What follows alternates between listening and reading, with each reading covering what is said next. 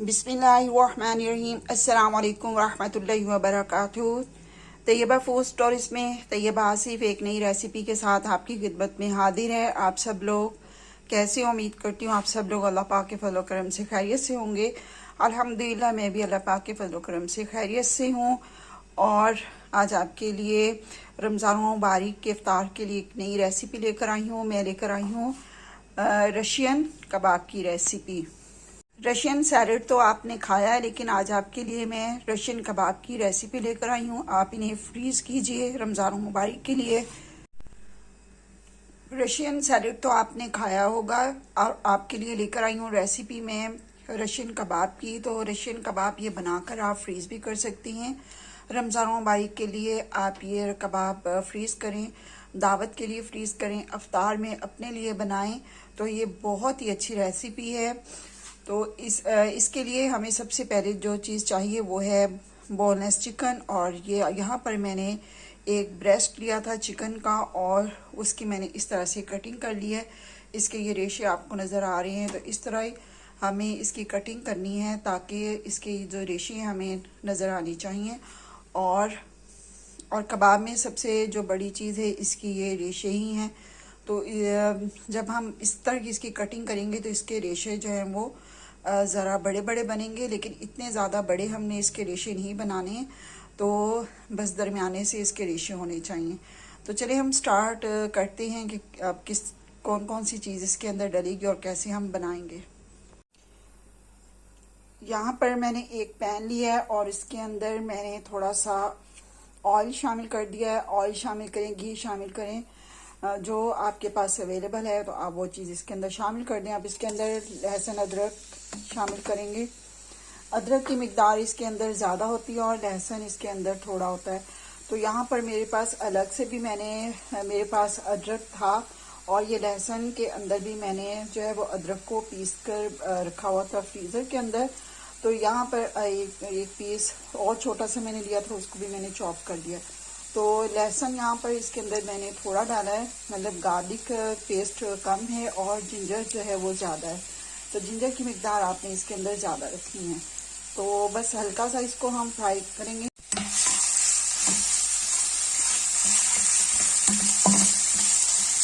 किसी भी चीज़ को ज़्यादा हमने इसमें फ्राई नहीं करना है। तो बस हल्का सा हमने ये किया और इसके अंदर अब हम चिकन शामिल कर देंगे।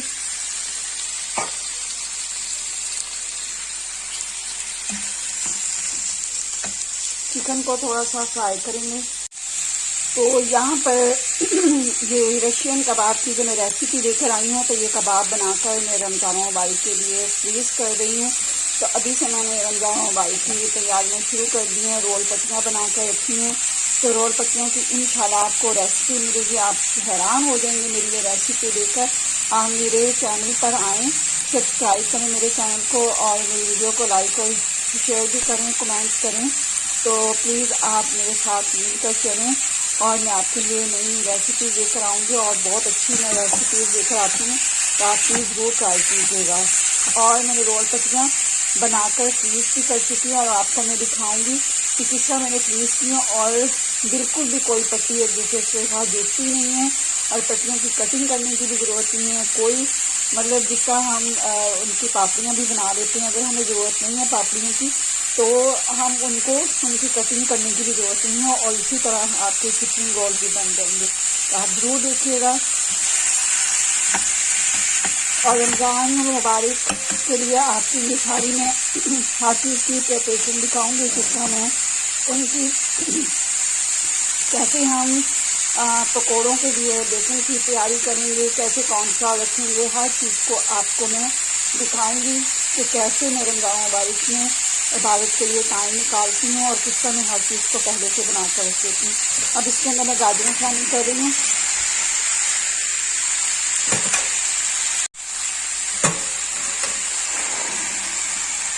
मटर शामिल कर रही हूँ। आप बीन्स भी शामिल कर सकते हैं।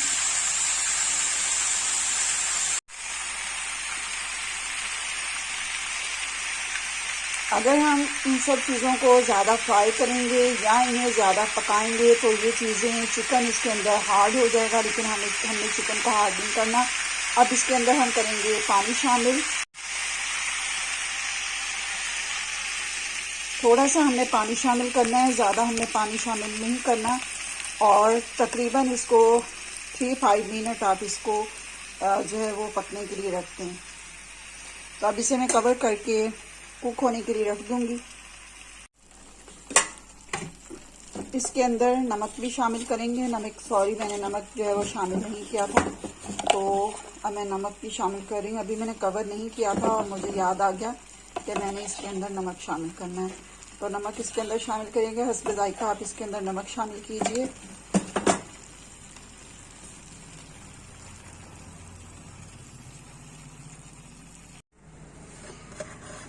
आलू में बॉईल कर चुकी हूँ और आलू ठंडे हो चुके हैं। आलूओं को ठंडा करना बहुत ज़रूरी है। जब भी आप आलू के कबाब बनाएं या चिकन के अंदर आप जब आलूओं को शामिल करें, चिकन आलू के कबाब बनाएं, तो आलूओं को ज़रूर ठंडा किया करें। आलू और चिकन को ठंडा करके फिर आप कबाब बनाया करें। कभी भी आपके कबाब जो हैं वो ख़राब नहीं होंगे। तो यहाँ पर मैंने फ्रेश पुदीना लिया है। पुदीना इसके अंदर ऑप्शनल है और मैं पुदीना इसके अंदर शामिल कर रही हूँ। तो मुझे पुदीना बहुत पसंद है, इसे टेस्ट भी अच्छा आता है, तो इसलिए मैं इसके अंदर पुदीना शामिल कर रही हूँ। पुदीना ऑप्शनल है, आप शामिल करना चाहें तो करें और ना करें। तो मैं इसी बाउल के अंदर आलू मैश कर लूँगी। सब चीज़ों को हमने ऐसे ही मैश करना है, किसी मशीन की ज़रूरत नहीं है। हाथ की मदद से आप इस तरह मैश कर लें। और मेरे पास अल्हम्दुलिल्लाह हर चीज़ है, लेकिन कुछ लोग ऐसे भी होते हैं जिनके पास मशीनें मौजूद नहीं होती हैं, तो उनके लिए मैं आसानी के लिए तो ऐसी चीज़ें दिखाती हूँ ताकि उन्हें कोई मुश्किल पेश ना आए और वो आराम से हर चीज़ को मैश कर सकें। तो इस तरह आप मैश कर लीजिएगा। मैश करने के बाद इसके अंदर फिर हम शामिल करेंगे हरी मिर्चें और ये प्याज में इसके अंदर शामिल कर रही हूँ। प्याज इसमें बहुत ही थोड़ा सा डलता है, और लेकिन मैं आपको बता रही हूँ कि ये भी आप ज़्यादा शामिल करना चाहें तो कर सकते हैं, लेकिन मुझे प्याज भी पसंद है। तो रेशियन जो है कबाब में आलू और वो जो चीज़ें मैं आपको दिखा रही हूँ, उसके बाद अभी एक और इसका स्टेप आएगा, वो भी आप देखें। इस वीडियो को स्किप मत करके देखें, वीडियो लास्ट तक ज़रूर देखिएगा। अल्हम्दुलिल्लाह सब चीज़ें बॉईल हो चुकी हैं और इसका ये जो पानी है हमने फेंकना नहीं है। अब हम जो इसका सेकंड प्रोसेस है वो आप देखेंगे, उसके अंदर मैं ये पानी जो है शामिल करूँगी। इन सब चीज़ों को आप पीस लें और ठंडा होने के लिए रख दें। ठंडा होना बहुत ज़रूरी है। इसमें आप मक्खन भी डाल सकते हैं, लेकिन मैं यहाँ पर देसी घी ले रही हूँ। मक्खन जब आप शामिल करेंगे तो मक्खन को भी जब फ्राई किया जाता है तो वो ही काम देता है। तो यहाँ पर मैंने ये देसी घी बनाया हुआ है घर पर ही, और ये देसी घी मैं इसके अंदर शामिल कर रही हूँ। जितना आप देसी घी लेंगे, मक्खन लेंगे या देसी घी लेंगे, उतना ही आपने मैदा लेना है, प्लेन फ्लावर लेना है। बराबर इसकी क्वांटिटी जो होनी चाहिए, इक्वल क्वांटिटी में दोनों चीज़ों का आपने लेना है। इसका हमने कलर चेंज नहीं करना है। इसका मुझे कलर चेंज किया जाता है, तो दोनों चीज़ों की मिकदार में इक्वल रखी थी। तो अगर आप 8 टेबलस्पून प्लेन फ्लावर ले रहे हैं तो आप 8 टेबलस्पून ही जो है वो घी या मक्खन लेंगे।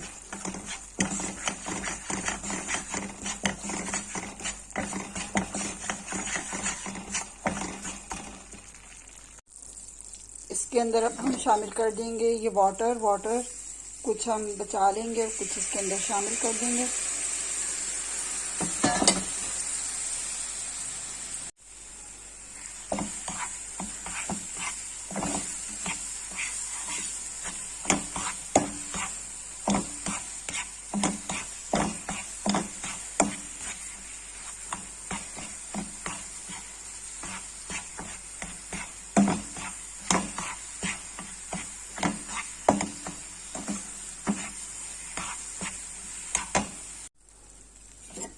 प्याज शामिल करेंगे। हरा प्याज भी आप शामिल कर सकते हैं। ब्लैक पेपर,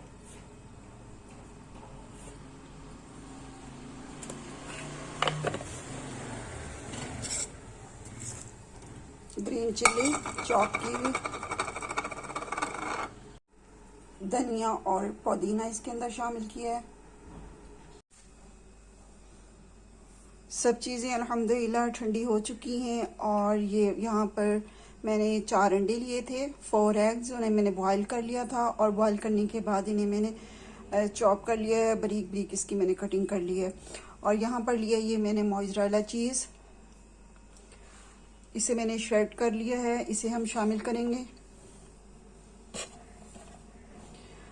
अब सब चीज़ों को 1 बाय 1 हम जो है वो मिक्स करते जाएंगे।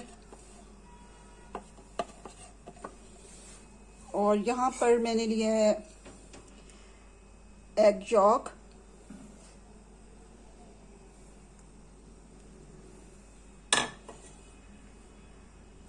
वो मैंने इसके अंदर शामिल किया है। और एक ये टिक्की मैंने बनाई थी, और ये देखें।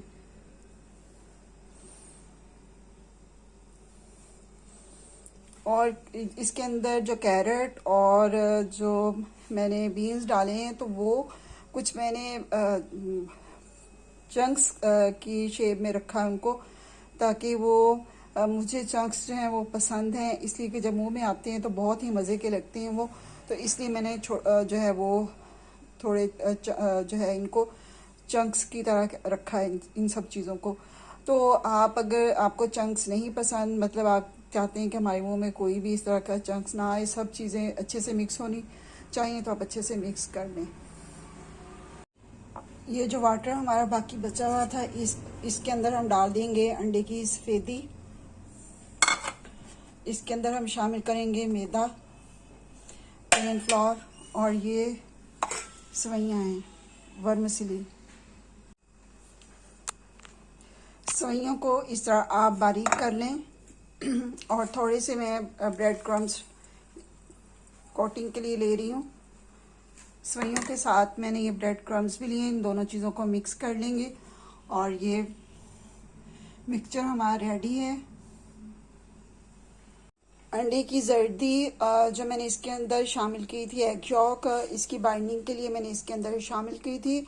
और जो मैंने अंडे बॉईल करके इसके अंदर डाले थे, वो भी इसकी बाइंडिंग में हेल्प करेंगे। तो ये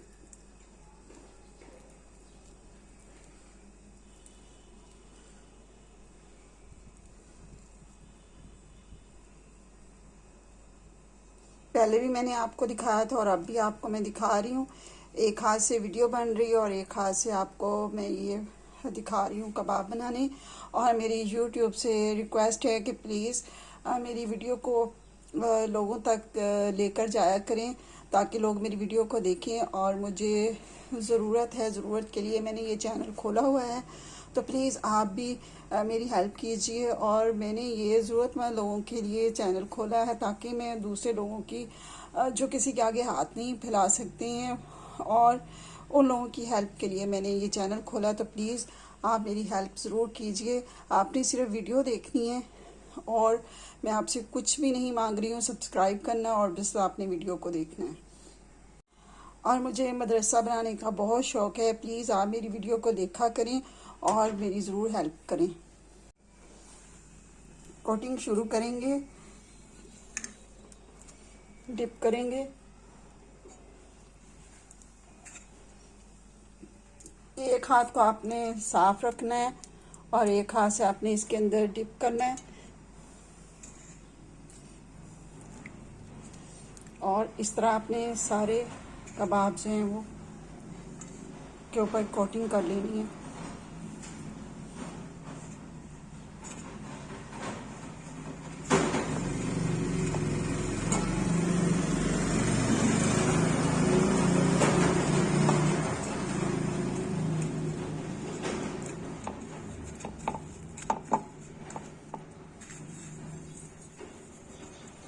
इस तरह हम सारे कबाब की कोटिंग कर लेंगे, और फिर उसके बाद हम इनको फ्राई